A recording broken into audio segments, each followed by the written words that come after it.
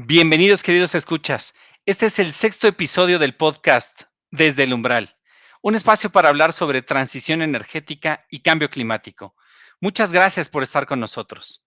El día de hoy estamos muy felices de contar con un invitado que no necesita introducción, todo un líder de opinión en el sector energético mexicano, el maestro Fluvio Ruiz Alarcón. Fluvio César Ruiz Alarcón es analista del sector petrolero. Originario de Coatzacoalcos, Veracruz, cursó la licenciatura en Física y la maestría en Ingeniería de Exploración Petrolera en la UNAM.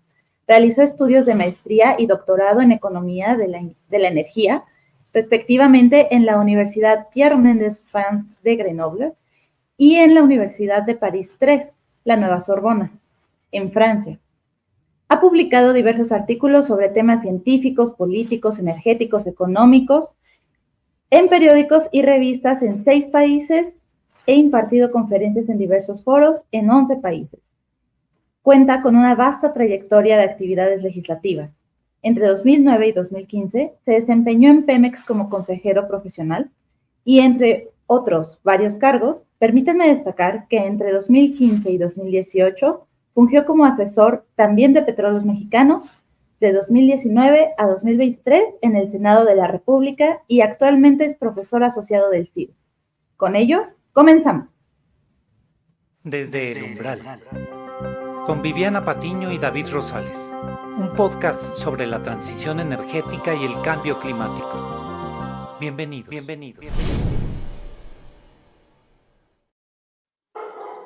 Estimado Fluvio Ruiz Alarcón, ¿cómo estás? Muy buenas tardes, noches, donde te encuentres, donde esté todos nuestros escuchas. Bienvenido. Muy buenas noches, David. Muy buenas noches, Viviana. Un gusto saludarlos y muchísimas gracias por la invitación a participar en este podcast. Muchísimas gracias, Fluvio. Este es un nuevo proyecto, es un gusto contar con tu presencia. Te platico un poco en este podcast. Buscamos que el conocimiento y la experiencia nos permitan entender un poco mejor los desafíos, las oportunidades y las posibles soluciones de un futuro energético justo y sostenible.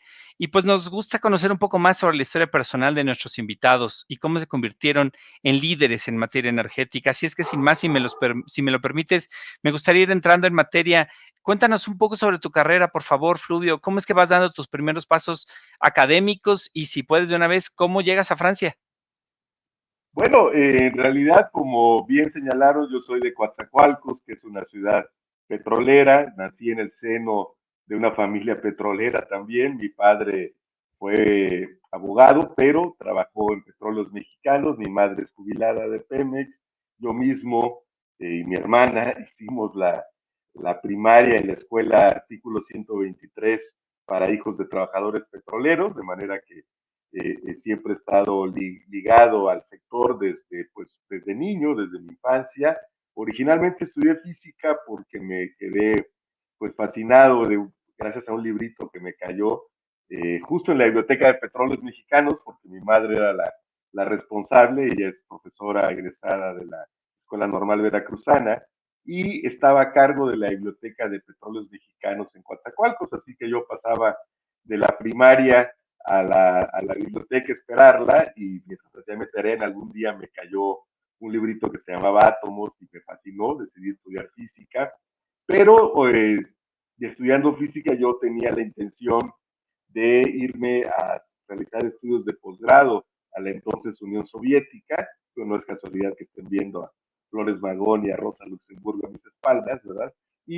Pero pequeño detalle es que cuando yo terminé la carrera de física, también se terminó la Unión Soviética, entonces no había Unión Soviética a la cual irse, y como bien dicen muchos, desaparecía la Unión Soviética lo más parecido en términos del papel de las empresas estatales, pues era Francia. Entonces tuve la oportunidad de irme a realizar estudios de posgrado ya en el área de economía de la energía, que para mí fue una suerte de revelación. Tomando clases en la maestría en exploración, descubrí una materia optativa que se llamaba Energía y Desarrollo Económico, que daba un ser humano fantástico, fabuloso, inolvidable, entrañable, el ingeniero Jacinto Viqueira, un republicano español. Y bueno, gracias a él descubrí esta área, y bueno, después tomé clases con un joven, en ese momento, doctorado de Francia, que era el doctor Víctor Rodríguez Padilla, o el director de Pemex, y pues gracias a esos dos personajes fui encauzado no solamente en el área de estudios, sino también hacia Francia. Qué historia, sin duda empapado desde la cuna de todo el medio. Muchas gracias por ello. Ahora, bien, Fluvio, este podcast es sobre transición energética y cambio climático, por lo que queremos preguntarte también acerca de tu experiencia en el Consejo de Administración de Pemex. ¿Cómo crees que está actuando Pemex en materia de transición energética? ¿Está haciendo su parte para atender a la crisis climática? Mira, hay que entender algo que es siempre muy importante para responder. Petróleos Mexicanos adolece de falta de autonomía presupuestal y de gestión. De haber sido durante todo lo que conocemos como el periodo del desarrollo estabilizador, que fue de la década de los 40, prácticamente desde la fundación de Petróleos Mexicanos hasta inicios de los años 70, entonces es este periodo en el cual el país creció con tasas muy significativas, ¿no? Al 6% anual en promedio del Producto Interno Bruto, con una inflación muy baja, ¿no? Y basado además este crecimiento en un modelo económico que se podría llamar agroexportador. Quizás a los muy jóvenes hoy les sorprenda saber que la industrialización del país durante más de 30 años fue financiada por excedentes agrícolas, ¿no? Aunque se hizo también un esfuerzo de desarrollo de una industria nacional que se denominó la industrialización por sustitución de importaciones. Tuvimos incluso fábrica de automóviles, de vehículos automotores de México, tuvimos a DINA, Diesel, en fin, se construyó una industria siderúrgica, una industria petroquímica, de refinación, en fin. Entonces, en toda esta época, Pemex tenía ese papel de garantizar el abasto de hidrocarburos y derivados. Sin embargo, a raíz del crecimiento exponencial o muy acelerado de nuestra producción petrolera en los años 70 y la crisis que sobrevino a inicios de los años 80, la posición de Pemex en el modelo de desarrollo cambió de facto y se volvió la principal fuente de ingresos fiscales. Y a raíz de eso, Petróleos Mexicanos ha sido siempre utilizada más en función de las necesidades financieras de corto plazo que de la lógica petrolera de largo plazo, de tal suerte que en la toma de decisiones de Pemex pesan mucho siempre las necesidades de financiamiento del Estado mexicano, y eso ha hecho que se complique un papel más activo de Pemex en la transición energética, ¿no? Porque seguimos o sigue Petróleos Mexicanos sujeto a una lógica extractivista porque es lo que da recursos más rápido al Estado Nacional. Entonces, me parece que hoy existe una gran oportunidad de que Petróleos Mexicanos dirija sus esfuerzos también a impulsar la transición energética gracias al perfil de entrada académico de la presidenta de la República y del propio director general de Petróleos Mexicanos, cuya labor académica en los últimos años ha tenido un fuerte acento en la transición energética y el combate al cambio climático. Entonces creo que ahora sí veremos una serie de medidas, de acciones, de jerarquización en los proyectos de inversión que permitirán que Petróleos Mexicanos tenga un papel mucho más activo y ya no solamente se esté pensando en la generación de ingresos para el Estado, ¿no? Creo que estamos en un punto de inflexión. Yo tengo mucho optimismo al respecto de que efectivamente ahora sí Pemex inicie su transición hacia una empresa energética, pero sobre todo que contribuya tanto con las medidas que puede tomar, ¿no? En relación a sus procesos internos, como el soporte que pueda dar a decisiones de política energética en general para impulsar la transición. Sí, sin duda la empresa Pemex y el Estado tienen una interrelación de muchos años y muy cercana, ¿no? Tenemos Por cierto, reformas recientes y todavía falta ver cómo termina por acomodarse y materializarse pues los cambios que están haciendo tanto a la Constitución como posiblemente en regulaciones secundarias. Ahora bien, por parte del Estado también hay cambios. Por ejemplo, el día de hoy que estamos grabando acaban de salir los nombramientos de subsecretarios en energía. ¿Tendrás algún comentario al respecto? ¿Te sorprenden estos nombramientos? No, al contrario, son nombramientos muy adecuados, muy en la línea que platicamos del impulso a la transición energética. ¿No? En primer lugar, mi buen amigo el doctor Jorge Islas, que también egresado de la Universidad Pierre Mendès France de Grenoble, igual que el director de Petróleos Mexicanos, que es el doctor Víctor Rodríguez. Entonces, y es alguien que además ha trabajado pues prácticamente ahí sí toda su vida profesional, académica, en temas de transición, de combate al cambio climático, tanto en la Facultad de Ingeniería como más recientemente en el Instituto de la UNAM en Cuernavaca, ¿no? En el Instituto Nacional de Energías Renovables, y me parece que además la decisión institucional de volver a darle vida, de darle relevancia a la Subsecretaría de Planeación y Transición Energética, habla justamente de este compromiso.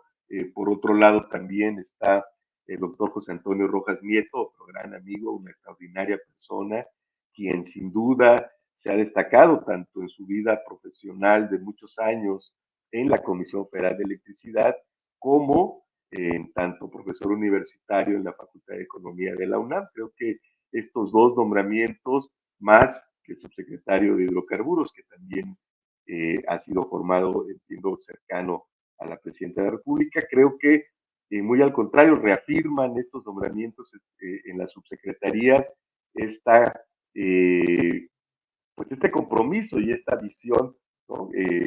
Teniendo además en la Comisión Federal de Electricidad a alguien de carrera, ¿no? Entonces creo que sí son nombramientos que apuntalan la esperanza, el optimismo en cuanto a un punto de inflexión hacia la transición energética.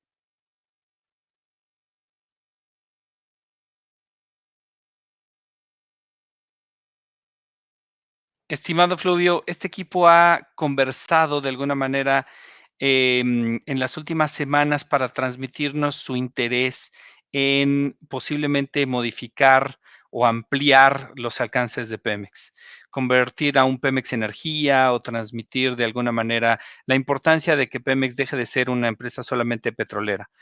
Cosas similares han ocurrido en otras latitudes. Algo parecido hemos visto sin duda con Statoil, que se convierte en Equinor, Total, ahora es Total Energies, Shell, BP, Exxon, entre otras, lo han hecho. Y este gobierno asevera que ese es el camino para Pemex y que así se podrá atender para México también los compromisos con el Acuerdo de París. Pero por otro lado, la empresa mexicana tiene múltiples retos delante y posiblemente algunos parecían más apremiantes para algunos analistas, como por ejemplo atender una deuda muy complicada. ¿Tú crees, desde tu opinión, que este es el momento correcto para este cambio de paradigma para Pemex? ¿Era ya inevitable y entonces cuanto antes mejor? ¿Cuánto tiempo en dado caso tomaría hacer una modificación así a un gigante que tiene este tipo de desafíos? Bueno, justamente era el momento porque, dada el tamaño de Pemex, el peso de Pemex en la economía, en los ingresos fiscales, era importante tomar la decisión de hacerlo. Efectivamente, ya otras empresas han iniciado esa ruta, no es sencilla, hay que decirlo, muchas con vaivenes, o sea, no, nadie lo ha hecho en línea recta, de voy derecho y y no me muevo, ¿no? Todas, pues es en muy buena medida seremos testigos de ensayo y error. En México mismo Ujú. hubimos, lo digo con toda apertura, hubimos una minoría, digo, porque en ese momento tuvimos una pequeña minoría que desde la reforma de 2008 impulsamos esta idea. En ella participaba, por supuesto, el doctor Víctor Rodríguez, Toño Rojas. Habíamos varios que tratamos de impulsarla, no hubo eco en ese momento, pero lo hacíamos justamente por eso, porque va a tomar mucho tiempo. No es sencillo revertir el sendero institucional, primero del sector como tal, el sector energético, después repensar el papel que en ese sector deben tener las empresas, también Comisión Federal de Electricidad en la parte eléctrica, Petróleos Mexicanos en la parte de hidrocarburos, la interrelación entre ellas, la mejor forma organizativa, corporativa para cubrir esos objetivos que son muy vastos, que son muy ambiciosos, yo diría muy necesarios, ¿no? Porque son fundamentales para el futuro, no solamente de nuestro país, sino incluso del planeta. Y finalmente también eso va a repercutir, o esperaríamos muchos, que repercutiera en la jerarquización de los proyectos de inversión, sobre todo en condiciones en las cuales ya estamos frente, pues yo hago la analogía como cuando ya hay que pagar la tarjeta de crédito, ¿no? Ya se usó bastante, está hasta el tope y pues pasado mañana o mañana es el límite de pago y si no lo empiezan a uno embargar. Entonces, estamos ahí porque, en buena medida porque como nación hemos pospuesto al menos medio siglo, desde el agotamiento de este modelo del que platicábamos hace unos minutos, de la agroindustrialización, de la sustitución de importaciones, un modelo que se fue agotando ya al finales de los años 60, inicios de los 70, era claro su agotamiento, y el país necesitaba, desde entonces, necesita una reforma fiscal profunda. Y en cambio, lo que se hizo fue apostar la renta petrolera para evitar una confrontación directa con los poderes económicos. Recordemos el México de los años 70, ustedes quizás todavía no eran ni una promesa en la mirada amorosa de sus padres cuando ocurría lo que, pues la guerra sucia, los años de plomo mexicanos, este enfrentamiento directo que tuvo el presidente Echeverría, sobre todo con los industriales de Monterrey, el asesinato de Garza Sada, en fin, fueron años muy turbulentos en nuestro país que, entre otras razones, fueron las que evitaron que se hiciera esta reforma. Entonces, estamos viendo cómo Petróleos Mexicanos, pues hoy por hoy, está pues ya con esa tarjeta de crédito que hay que pagar, ¿no? Yo simplemente doy un dato que me parece muy relevante.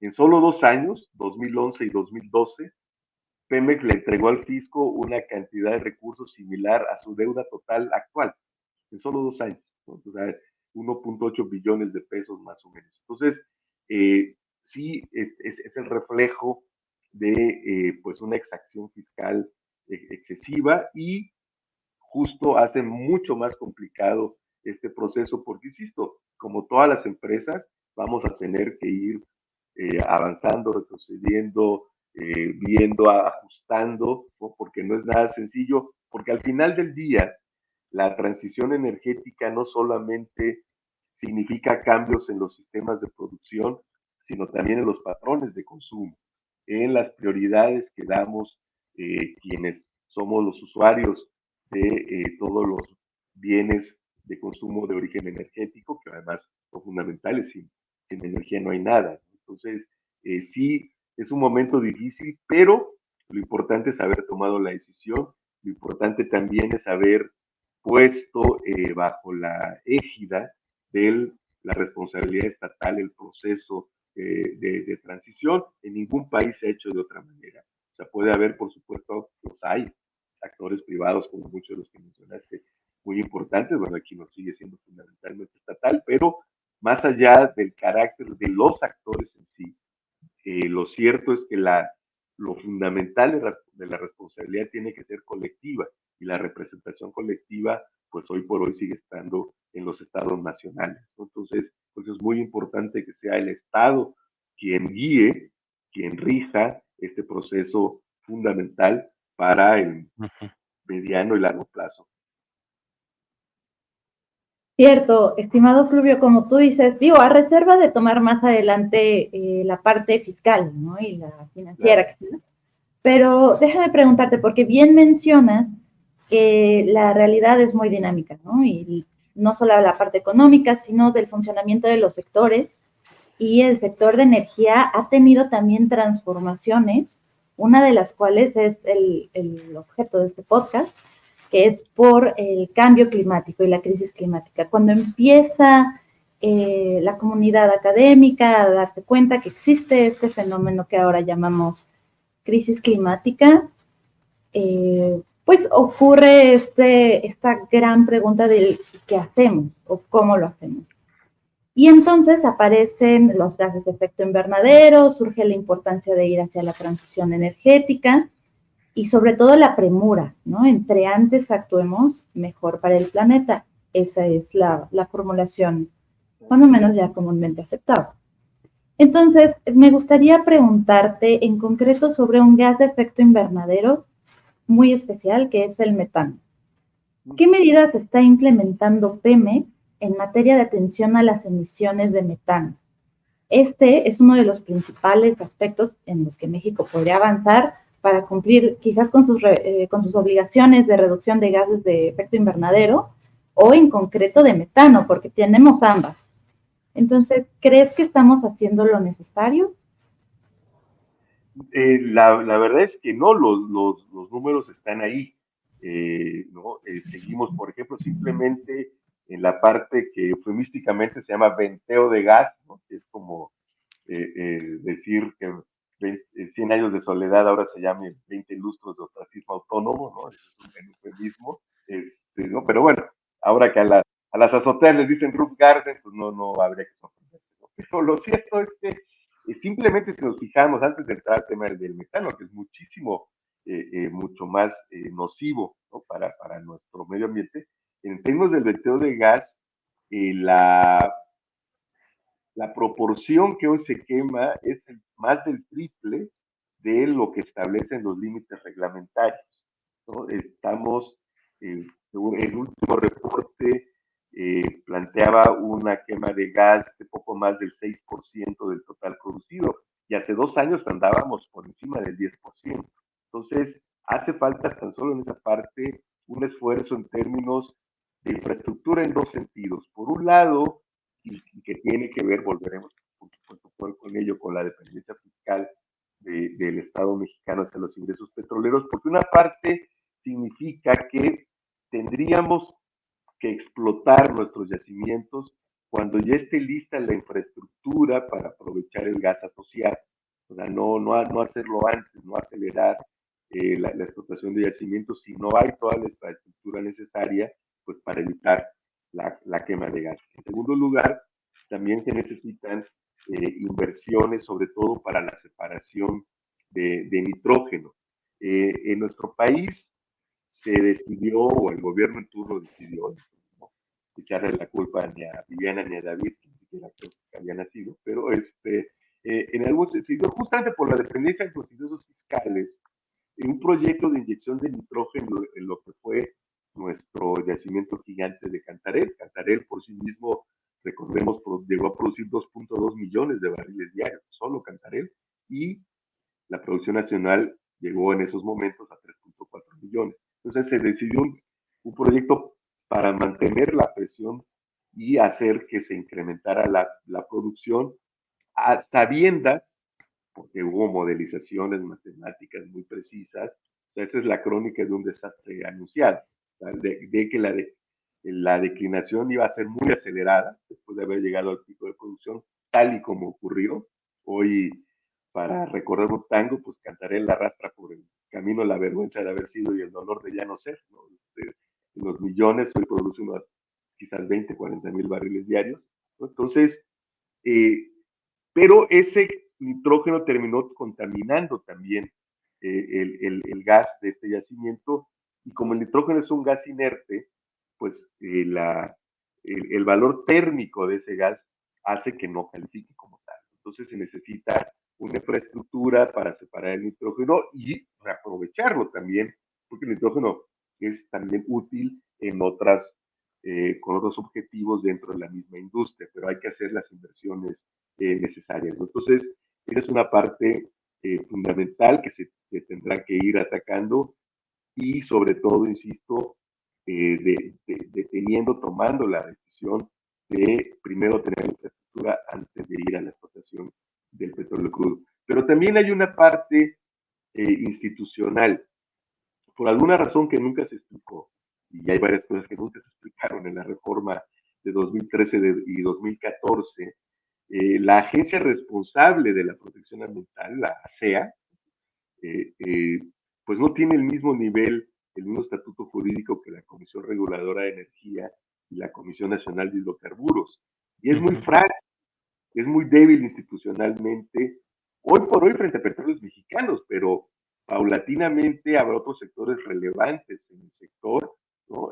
Otros actores relevantes, perdón, en el sector, que son contratistas que irán incrementando su producción y por lo tanto también su actividad y también estarán sujetos a la regulación de la CEA. Pues me parece que institucionalmente habría que revisar el lugar que se le ha conferido. Y finalmente la parte del metano, me parece que Pemex, de hecho lo está, pero no es hasta donde sé un acuerdo formal, pues sujeto también a supervisión hasta vías satelitales, ya más tecnológicas, en términos de las emisiones de metano que se están generando, y se deben tomar medidas. Hay un comité de reciente creación en el Consejo, que es el Comité de Sostenibilidad, que encabeza el buen amigo Lorenzo Mejía Falcón, y que, pero no tiene facultades ejecutivas, ¿no? Entonces también habría que pensar en devolver dentro de la Organización de Petróleos Mexicanos, por eso hablaba hace ratito de la reorganización corporativa, una unidad, ¿no? Con la suficiente jerarquía institucional también al interior para poder atacar este serie de problemas y pensar en todos los proyectos específicos que se necesitan para controlar la fuga de metano y la quema de gas natural. Ahí hay mucho por hacer. Se había dejado, dicen los franceses, con la importancia de la quinta rueda de la carreta, pero pues no, ya es parte de las cuatro que hacen andar la carreta y habría que retomar, habría que delimitar proyectos específicos para atacar estos dos problemas. Claro, sin duda tenemos retos y tenemos muchos. Petróleos Mexicanos, como muchas otras empresas de oil and gas, se enfrentan precisamente a este cambio de paradigma, ¿no? De repente me dedico a una cosa y resulta que esta manera de hacer un modelo de negocios y de elaborar mi actividad económica, pues resulta que tiene ciertas consecuencias. Nadie lo sabía, nadie les advirtió y de repente sale esto y lo sabemos. En el mundo, estimado Fluvio, hay varias empresas que han hecho diferentes cosas o diferentes iniciativas para tratar no solamente de reducir emisiones, sino también actividades de remediación, quizás mitigación, programas que ayuden a las comunidades vulnerables, porque sobre todo esto, como en muchos otros casos, son las personas más vulnerables quienes se llevan la peor parte, quienes están cerca, por ejemplo, de plantas industriales como tal vez alguna refinería o carboeléctrica, personas que están en la minería, en fin. Me gustaría preguntarte, en tu experiencia en el Consejo de Administración, ¿se habla de la posibilidad de ir hacia acciones de mitigación o remediación por parte de la empresa? Sí, por supuesto, y hay ejemplos concretos en Textepec, por ejemplo, donde Pemex heredó como parte de un pago, que fue curioso porque al final resultó ser un pasivo ambiental mucho mayor que la parte económica cuando Pemex absorbió la Superera Panamericana, ¿no? Es la zona además de Coatzacoalcos. Mira, en el mundo se ha ido adquiriendo cada vez mayor conciencia de los temas ambientales y sociales. Si recordamos o si hemos visto películas o leído crónicas del siglo XVIII, siglo XIX, pues veíamos las condiciones en las que operaban las fábricas al momento de que inició la revolución industrial, que no tienen nada que ver con las de ahora, ¿no? Las preocupaciones, la propia organización en sindicatos de los trabajadores. Bueno, no olvidemos, la propia expropiación petrolera tiene su origen en una huelga de los trabajadores petroleros cuyas principales demandas no eran el incremento salarial, sino las condiciones de trabajo. ¿no? Por eso Pemex incluso nació ya con su propio servicio médico, ¿no? Porque esas eran las reivindicaciones de los trabajadores y siempre lo han sido en un sector tan peligroso como el nuestro, vamos, como a mí me tocó de niño ver en Coatzacoalcos pues, a los pelícanos llenos de chapopote condenados a muerte, ¿no? Porque la, la, la prioridad era la explotación, el desarrollo de los mantos petroleros al costo ambiental, social. Entonces, sí, desde luego, en Pemex existe incluso un área específica dedicada a buscar mitigar los impactos sociales y ambientales. Habría que revisar si es del tamaño suficiente, si tiene la orientación adecuada, si a diferencia de lo que también me tocó ver cuando, por ejemplo, obtener una manifestación de impacto ambiental se veía más como un trámite burocrático que como un requisito propio de cualquier proyecto de gran envergadura. Eso es algo de las cuestiones que tienen que cambiar cuando planteaba yo las transformaciones culturales, ¿no? Si la sociedad como tal no se apropia de la problemática, no asume que incluso también tiene mucho que aportar, difícilmente vamos a tener éxito. Yo pondría un ejemplo en el caso de los subsidios fiscales a los combustibles automotrices, ¿no? Yo siempre digo que todo el mundo somos muy ecologistas hasta que sube el precio de la gasolina, ¿no? Entonces a todo mundo se le olvida el cuidado del medio ambiente y demás, y exige que las gasolinas sean baratas, ¿no? Que nos acabemos en la atmósfera más rápido, ¿no? Entonces, eso incluso en esa parte, ¿no? Creo que este puede ser, por ejemplo, un buen momento para hacer la pedagogía en relación a unos subsidios fiscales que terminan siendo ineficaces. La inflación general, la inflación en los alimentos es superior a la inflación en energéticos y muy regresiva. Entonces, creo que este tipo de asuntos sí se han considerado a nivel mayor o menor en Pemex. Hoy tienen que ser tomados en cuenta porque incluso para acceder a financiamiento ya hay exigencias por parte de diversas instituciones financieras y organismos internacionales sobre los programas, sobre la seriedad y la amplitud de los programas de mitigación ambiental y de responsabilidad social, ¿no? Ya poco a poco han dejado de ser una especie de aura de buena hondez, ¿no? De bonomía, para convertirse pues en una responsabilidad, ¿no? Se habla, por ejemplo, en Francia se habla mucho de las empresas ciudadanas, ahí está esta visión y que tiene que ver con empresas, lo que aquí llamaríamos socialmente responsables o algo así, ¿no? Que allá se plantea. ¿Por qué? Porque al igual que los ciudadanos tenemos que seguir ciertos códigos de conducta, las empresas igual, ¿no? Insisto, ahí vamos a ver avances y retrocesos, no esperemos, por ejemplo, yo pondría un caso del que se habla muy poco, pero que es muy significativo o representativo de lo que trato de explicar, es el caso de Danone, ¿no? Esta empresa de cítricos francesa, que tuvo un director general que de repente decidió que era importante hacer un comercio equitativo para la adquisición de todos sus insumos. Todo el mundo aplaudió, lo puso en marcha y cuando bajaron las utilidades lo corrieron. Adiós, o sea, se acabó, hasta ahí llegó, ¿no? ¿Por qué? Pues los accionistas decidieron que era más importante seguir ganando que tener una actitud socialmente responsable. Eso lo vamos a ver.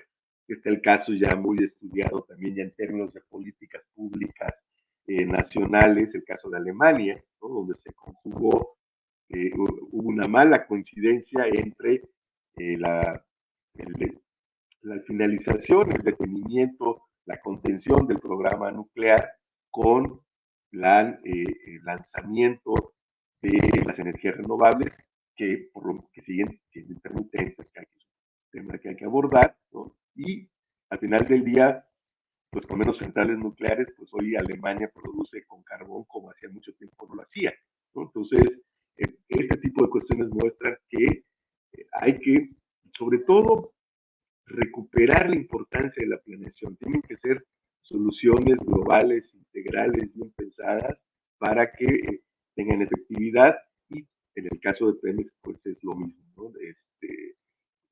algún momento, no olvidemos, y ahora sí que yo que soy de Coatzacoalcos, pues los desarrollos regionales dependían mucho de la actividad petrolera, ¿no? Se veía, lo que les comentaba, una escuela primaria que pertenecía a Petróleos Mexicanos, porque pues llegaba Pemex y pues tenía que haber primarias para los hijos de sus trabajadores, hospitales, carreteras, calles, el servicio de telecomunicaciones, el área de telecomunicaciones de Pemex, si fuera una empresa independiente, sería la segunda empresa de telecomunicaciones en el país, y en el Golfo sería la primera.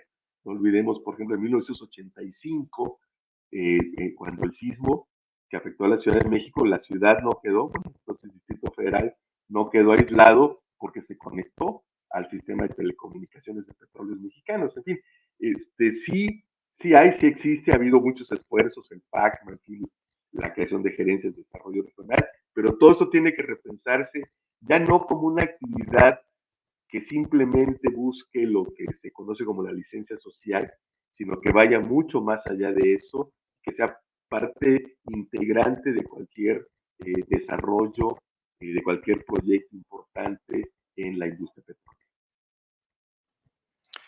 Estimado Fluvio, nos planteas una serie de retos interesantes y abordamos varios temas en esta ocasión. Me parece claro que, y siguiendo un poco con tus referencias al Gabo, pues es que Pemex al final es entre 10 o tal vez 10,000 cuantos peregrinos y el amor en los tiempos del cólera o del sufrimiento continuo.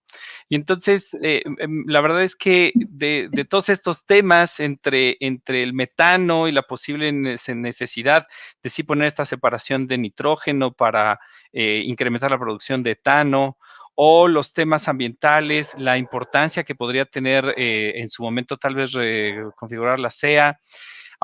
Yo quisiera regresar a uno de los temas que ya abordaste y que sé que son probablemente de los que más has comentado y de los más complicados.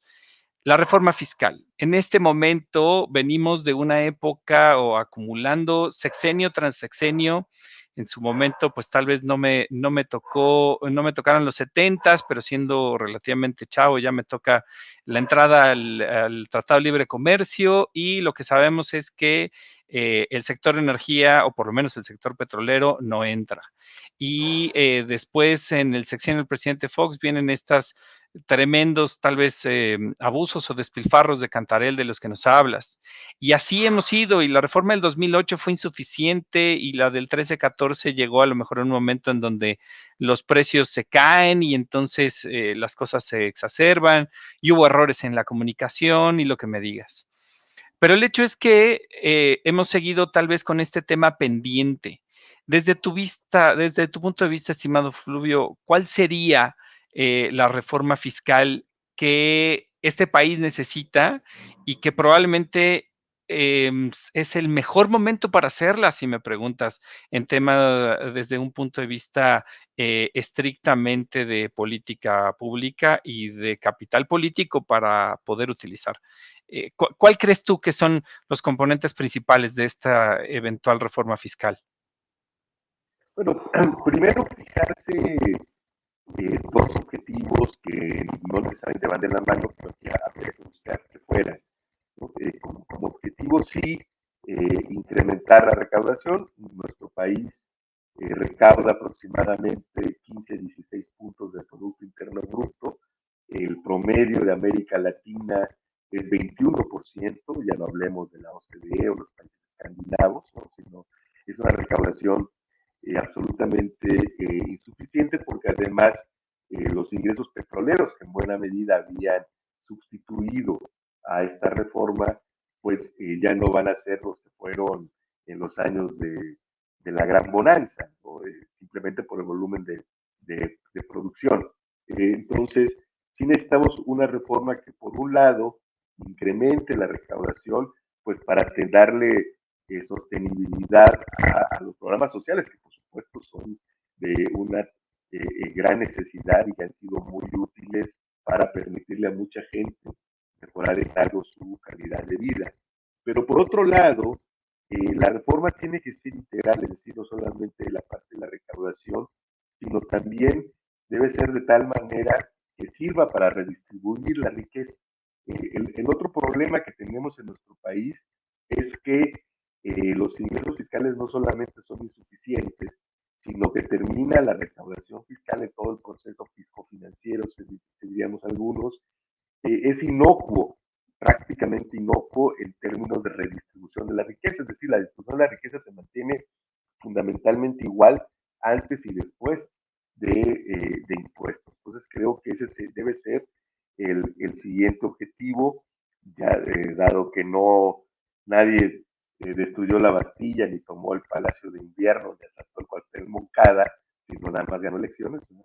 Entonces, el mecanismo en democracia, el idóneo, el mejor, ha sido ese, el gran ejemplo, sin duda, es el modelo escandinavo, ¿no? Que es un modelo donde hay una recaudación muy importante, pero además sirve para garantizar servicios de educación, salud. O sea, es imposible pensar en un sistema de salud escandinavo con una recaudación que ni siquiera llega al promedio de los países de América Latina. Eso no se puede, ¿no? Entonces, ahora, lo que tenemos que revisar es qué sectores son los que no han contribuido suficientemente.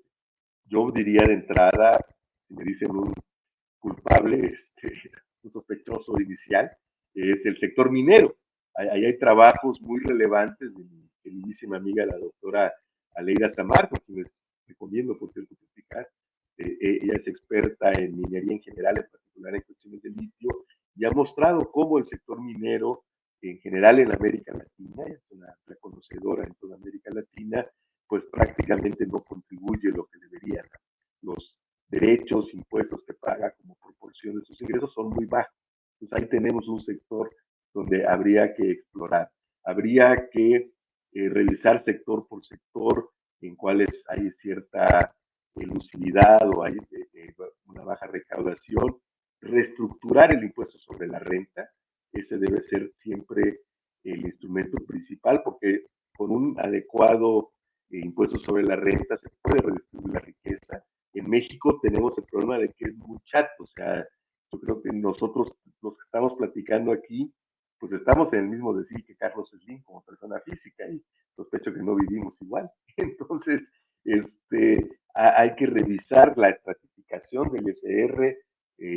Hubo por ahí alguna idea hace algunos años que se impulsó desde la izquierda de lo que bueno, jocosamente llamábamos, quienes la impulsábamos, la cláusula de Darío Verón, ¿no? Porque era lo que cobraba el capitán Verón en los Pumas, ¿no? $1,000,000 en modo al mes. Entonces, eso requerirían pagar de otra manera. En fin, esos son elementos importantes que permitirían una mayor recaudación. Hay quien habla de las tasas cero y cuestiones mucho más técnicas, pero en general yo diría hay que revisar sector por sector, el minero en particular, hay que revisar la estructura del ISR también, la fiscalidad incluso al carbono y no solamente a los combustibles automotrices, sino el impuesto al uso del carbono también por ahí tendríamos que explorar, porque lo cierto es que con una recaudación tan baja, pues vamos a llegar a límites muy pronto, porque cada vez son más, insisto, es necesario, pero cada vez el margen de maniobra en los presupuestos de egresos de la federación son muy estrechos. O sea, cuando la Cámara de Diputados aprueba el presupuesto de egresos de la federación, la verdad es que tiene muy poco margen porque ya muchos son gastos pues comprometidos. La mayor parte del presupuesto ya de antemano entre salarios, pensiones, costo financiero de la deuda, programas sociales, hay muy poco margen para la inversión productiva del Estado, que siempre será un factor importante para relanzar la actividad económica y en general para generar un adecuado proceso de redistribución de la riqueza. Entonces creo que esos son elementos que sería muy relevante y que hoy es el momento, ¿no? Con el capital político con el que llega la actual administración, incluso incluso superior a la anterior en términos de porcentaje de votación, pues sería el momento. Si echamos una mirada a otros países, siempre en lo que se invierte ese capital político inicial es en este tipo de temas que no son populares, por supuesto, porque siempre de una u otra manera hay quien se siente afectado, pero que son de elemental justicia. Insisto, cuando no se ha hecho una revolución armada, pues es por esta vía donde se pueden lograr mejores condiciones, porque además no solamente es una cuestión entre personas, también entre regiones, algo que se ha dicho, alentar o propiciar una política industrial desde el Estado, no propiciar, lo cual no significa que el Estado sea el único actor, sino que tenga las herramientas para propiciar una política industrial, pues pasa también por tener los recursos necesarios. Entonces creo que esos serían a grandes rasgos los elementos de una reforma fiscal que por lo demás ya es apremiante en nuestro país. Gracias. Fluvio, se nos acaba el tiempo, pero no las ganas de seguir platicando. Déjame cerrar con la última pregunta. Ahora que cerrabas tú con los retos, déjame cerrar preguntándote cuál ha sido el mayor obstáculo o dificultad al que te has enfrentado en tu carrera o en tu experiencia ya profesional. Pues supongo que mi irreverencia, porque he tratado siempre de, pues yo como digo, yo soy tan limitarista intelectualmente que no puedo decir amarillo pensando rojo porque me entiendan verde. Entonces, en muchas ocasiones, pues, plantear lo que uno cree realmente que es lo más, además es lo más fácil, lo más coherente, ha traído dificultades. Por ejemplo, cuando fui consejero me quedé varias veces en minoría de uno, pero bueno, lo importante era plantear lo que uno creía, ¿no? Por lo demás, me he sentido alguien muy afortunado de contar con espacios como este, donde pues puedo dar mi opinión, ¿no? No todos, desafortunadamente, tenemos esa gran oportunidad de expresarnos, decir lo que realmente pensamos, ¿no? Entonces, eso que a la vez es dificultad es más bien un reto, ¿no? Siempre tratar de convencer. Yo creo que dialogar sin prejuicios a veces es complicado. Yo digo, mis posiciones son muy claras, pero eso no significa que sean invariantes, ¿no? Yo siempre he sido alguien que defiende la diferencia entre ser radical y ser intransigente, ¿no? Yo creo que soy muy radical, pero no intransigente. Entonces, tratar de comprender, de analizar lo que los otros dicen, de aprender. A mí me parece, y eso ha sido algo que me ha sido muy útil en todo mi desarrollo profesional, académico, es aprender de quienes piensan distinto, ¿no? Con quienes piensan igual, por supuesto que es muy agradable conversar, y sabe uno que va a estar siempre altos, nadie va a gritar, en fin, pero de quien se aprende siempre es de quienes piensan distinto a uno. Eso creo que es la gran lección que yo he extraído en todos estos años, ¿no? Pensar, tratar de entender lo que quien tiene un punto de vista diferente, pues está tratando de expresar por qué lo expresa y por supuesto que he variado muchas posiciones, ¿no? A lo largo de toda mi vida, y eso ha sido una riqueza. Y la otra gran lección que he tenido de mi paso por las administraciones, jamás confundir lo personal con lo institucional. Creo que si un daño podemos hacer quienes en una u otra forma, en una u otra posición, tenemos la responsabilidad de ejercer una función pública, es confundir nuestras filas o fobias personales con la dinámica institucional. Creo que es algo que vale mucho la pena. Estimado Fluvio Ruiz Alarcón, muchísimas gracias por estar con nosotros en Desde el Umbral. Ha sido un honor contar contigo. Al contrario, David y Diana, de verdad, un gusto platicar y espero que no sea la última vez. Por supuesto. Esperemos que no. Aquí eres muy bienvenido cuando tú quieras en Desde el Umbral.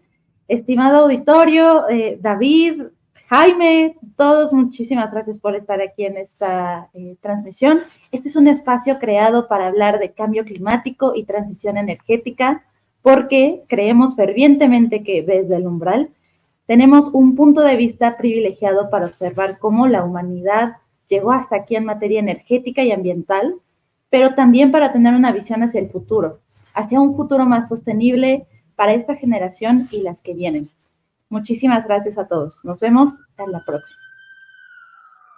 Desde el umbral, con Viviana Patiño y David Rosales. Un nuevo espacio para la comprensión de los desafíos y soluciones en el camino hacia el futuro de la energía, con entrevistas a líderes y expertos del sector energético mexicano. Suscríbete al podcast en todas las plataformas de audio, incluyendo Spotify, Apple Podcast y Amazon Music. Síguenos en ex Twitter en @desdeelumbral. Producción a cargo de RH Media.